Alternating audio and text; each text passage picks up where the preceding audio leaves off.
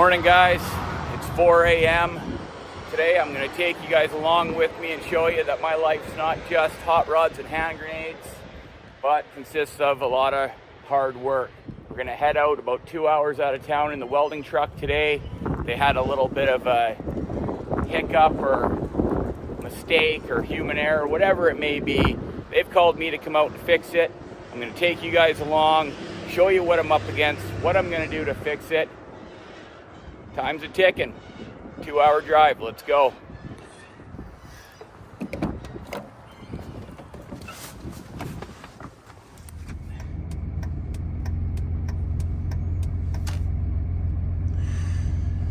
First things first, I gotta roll in here and get me a coffee.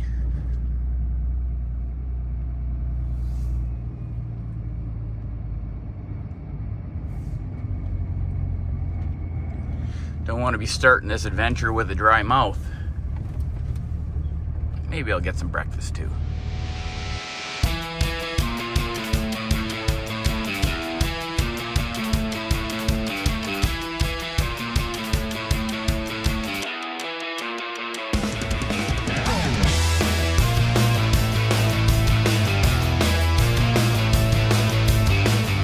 I don't know if you guys can see it on camera, but everything is burnt along here. A few years ago, wildfires ripped through here and just destroyed everything. It's such a shame.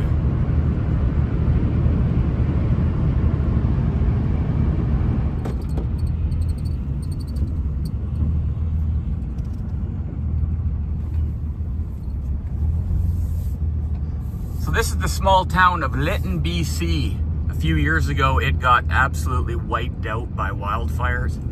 They're not really sure how it started. I've heard a couple rumors. One was sparks off of the wheel of a train into some grass. Potentially could have been arson. Not really sure, but pretty much everything got wiped out. Now, I think it was 3-4 years ago. I don't know, time's flying. But I have heard that they are just starting to rebuild. So let's see what it looks like. As we come around the corner here, you'll start to see the devastation.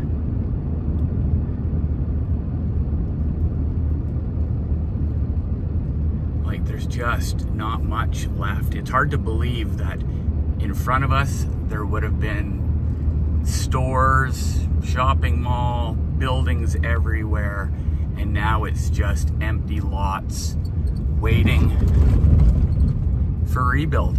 Like, look at this town. This is the main street.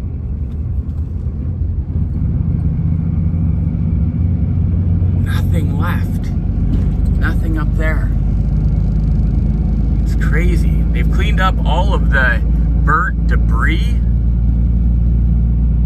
but I don't see any rebuilding going on. I guess maybe a little bit in there. Just devastation. It's so sad. A lot of these people are still housed in Kamloops and other small towns, and they're just dreaming of the day that they can come back home. I guess the fire it came through so fast. Nobody had any time to really grab anything. It was just run for your life type situation.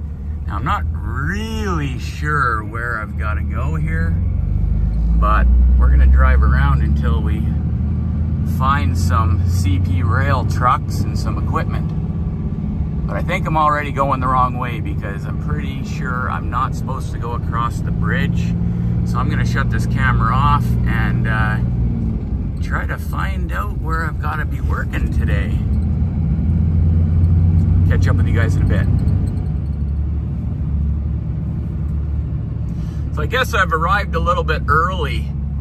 I don't know, there was some miscommunication, and I guess I could have been here a little bit later. But I guess being early is a good thing. It's better than being late.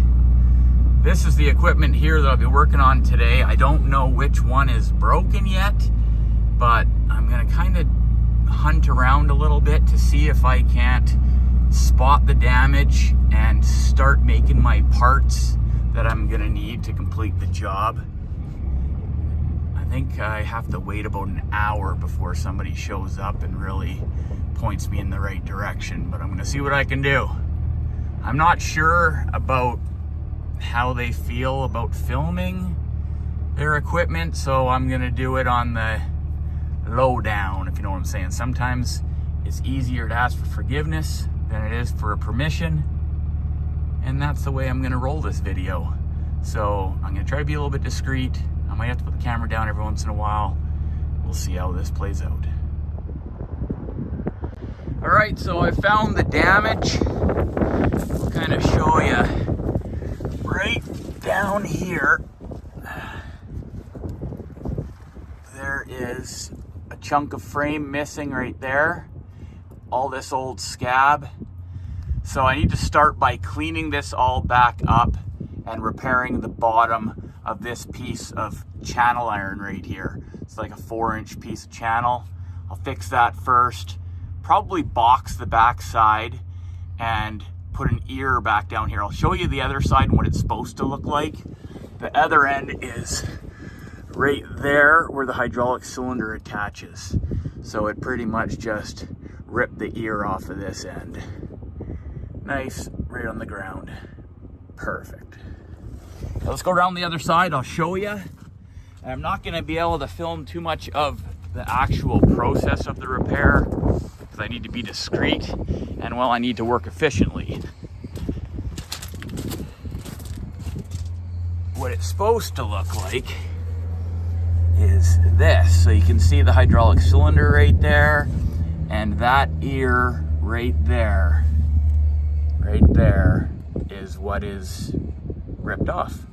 So I'll probably build a template of this side so I can match it to the other side, and let's repair this sucker. Beautiful place to be working today. Love it. It's what I call getting out of the office. So with all the kerfuffle this morning, trying to make sure I never forgot any of my tools and I had everything that I was going to need for the day, I've now realized that I forgot my jacket.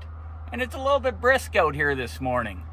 So I was searching around the truck and I found an old pair of long johns. I've cut the crotch out of them, slid it over my head, put my arms into the legs, and, well, I'm warm. Just don't tell anybody. Let's get to work. Thought I'd better take a second and show you guys my mag drill. Definitely one handy machine. If you guys haven't seen one of these before, they actually have a big magnet on the bottom. You magnet it to your steel plate and you got yourself a mobile drill press. Sorry about the noise. Got trains rolling by in the background. Pretty epic. Back to work. Okay, so here's the plan. I've got everything cleaned up underneath there, and I've got my patch pieces made. So I remade this ear. This is the broken one. This is the new one. This was all broke off the top. So replacing that. My other little piece is over here. I just have to weld this up there and then put on that little ear that I just showed you. And then I'm gonna come around to the backside over here. You can see where they've been just scabbing stuff in for a long time. I'm gonna patch that little piece there, and I'm gonna box the backside, giving it more strength than it ever had. But that's my update for now. Catch you on the next one. Well, that was interesting. I didn't realize that at a certain time, I guess it was at about 1, workers came in to operate all that equipment, and they kicked me right out of there.